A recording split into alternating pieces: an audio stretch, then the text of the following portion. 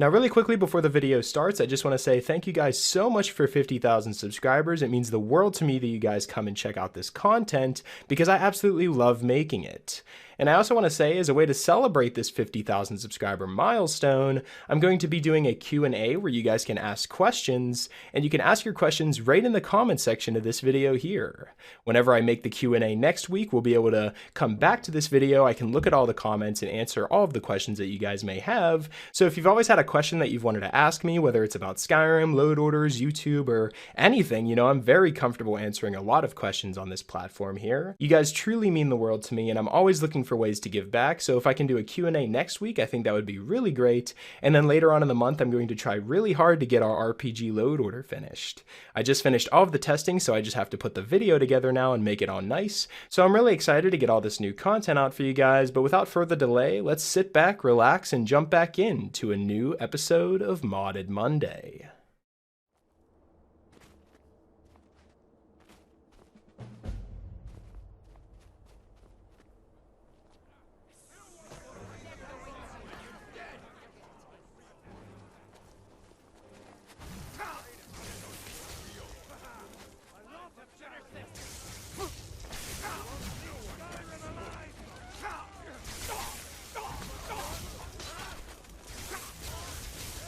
Want to have your clip featured in the Skyrim Clip of the Week? Simply record the clip on your Xbox and then send it to me via message. My gamertag is iRyanI, that's IRYENI, and then you can message it to me over Xbox and I'll be able to view it. I look forward to seeing the clips that you guys send me. Now moving on to the video.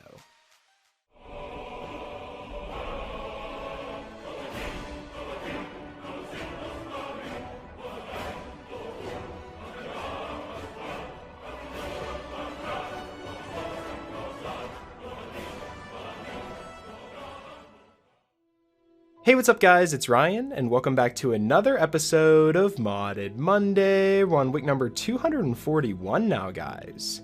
I've picked out 5 new mods for you guys to check out, and perhaps add them to your load order if you find them interesting. But like always, before we jump into them, I want to remind you guys that I'm partnered with GamerSupps, which in my opinion is the best energy drink on the market. So if that sounds like something you're interested in, be sure to check out the link in the description where you can go to their store page, and you can also use the code RTD for a 10% discount on all your purchases. I also want to say, don't forget to subscribe so you don't miss any brand new mods each and every single week. Now that all that's out of the way, we can jump into this week's mods, and starting us off, we have the Adventurer's Weapon Pack, which adds 33 new weapons and 3 armor sets that can be crafted at any forge or bought from Yorlin Greymane or any of the other blacksmiths found around Whiterun.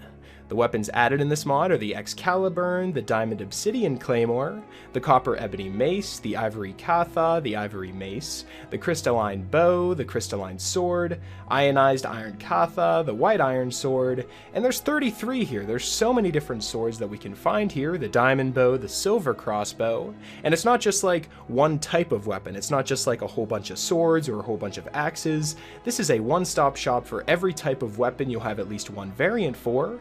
We have things like the Jagged Mace, the Wraith Sword, the Silverhawk Hammer, the Jagged Titanium Mauler. This weapon pack mod really just adds diversity into your weapons whenever you're crafting them, because there's so many different types of weapons that you can craft now that all have, you know, equal counterparts, or, you know, they just might be cosmetically different. Now, like I said at the beginning, not only is this a weapon mod, but also an armor mod as well. It comes with 3 new armor sets, the Crystalline Armor, the Ruby Glass, and the Mithril Armor, but I really found the badass ones to really just be the Ruby Glass and Mithril. Crystalline, I don't know, it just wasn't doing it for me. It wasn't as good as I thought it would or how it sounded, but the Ruby Glass and Mithril Armor are very, very badass looking. I really like how they look. But to craft these new armors and weapons, you'll need the following perks. That's Dragon, Daedric, the Advanced Smithing perk, Ebony, Glass, Elven, Dwarven, Orcish, and Steel, as well as Arcane if you want to enchant any of the new weapons as well. So there's tons of different categories that these weapons fall under, so that fact that diversity is really coming into our arsenal now is a true fact there. But I really like, with 84 kilobytes, it adds 33 new weapons and 3 new armor sets, so what more could you ask for if you're looking to expand your arsenal?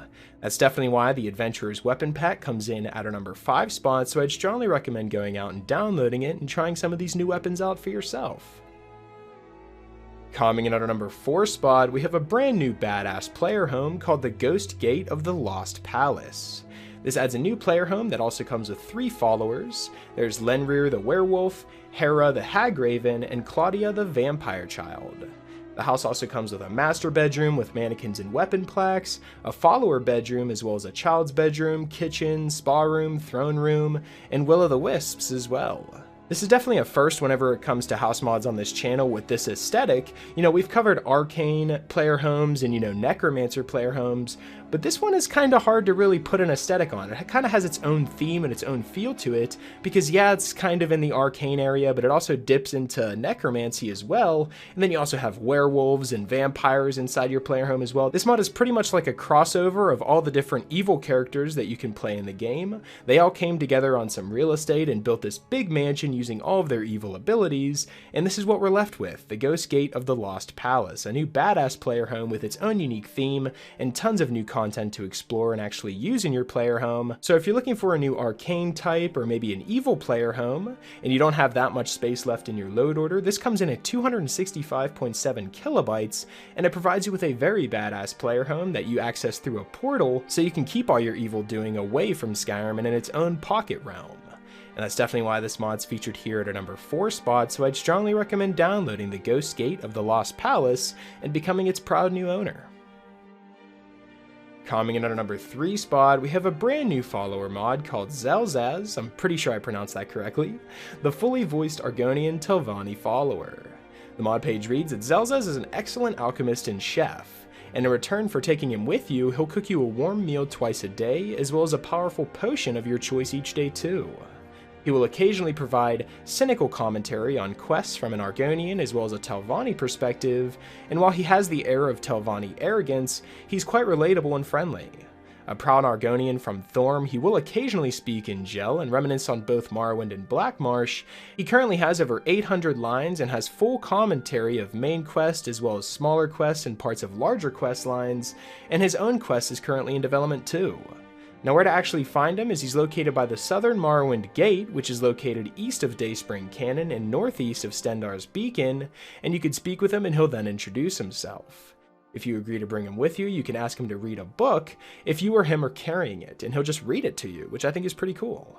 You can ask him about his past, his skills, as well as his motivations, and you can ask him once every 12 hours to cook you a random hot meal and a potion of your choice. Currently, as you level, he'll scale with you, however he's considering adding a training and EXP system for him too. So I'm always looking for new followers into the game, but it's very hard to find new followers that actually, make their mark on the Skyrim mod page. There's so many mods that just get thrown in, like follower mods, that's just a person that has no extra, voice lines or anything like that. You just ask them to follow you and they just appear behind you and that's it. They don't really do anything else other than fight for you and you can give them armor and stuff. But this mod goes out of their way, adds so many new voice lines and makes them interact with quests as well, kind of like how Inigo did, and it really seems like they were trying to capture that with this mod, and I think they did a great job in doing so. 800 lines of voice dialogue is so much. It may not seem like a lot, but that's a lot. That's so much that you could talk about and just explore Skyrim, and so much that you can hear him say. He has his own personality. His voice actually sounds pretty good. It's not like bad mic quality or anything like that. So this is a perfect mod to introduce if you're looking for a new follower mod, but maybe you're short on space and can't fit the 300 Inigo mod.